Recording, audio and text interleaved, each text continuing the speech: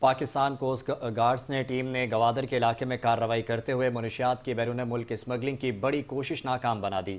کروڑوں روپے مالیت کی منشیات برآمد ہوئیں۔ پاکستان کوسٹ گارڈز نے اپنے انٹیلیجنس ذرائع کی منشیات اسمگلنگ کی مصدقہ اطلاعات کی بنیاد پر گوادر کے علاقے میں جھاڑیوں میں چھپائی گئی 1400 کلو گرام چرس، 105 kilo gram ice, 8 kilo gram heroine اور 6.5 کلو گرام افین برآمد کر لی، جبکہ ایک اور کارروائی میں پیشوگان کے ساحلی راستے پر اسنیپ چیکنگ کے دوران 476 کلو گرام اعلیٰ کوالٹی کی چرس پکڑی گئی۔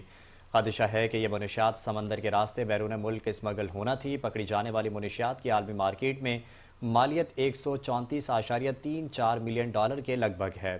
واضح رہے کہ پاکستان کوسٹ گارڈز منشیات اور ہر طرح کی اسمگلنگ کی روک تھام کرتے ہوئے ملکی معیشت کو مستحکم بنانے میں اپنا کردار ادا کرتی رہیں گی۔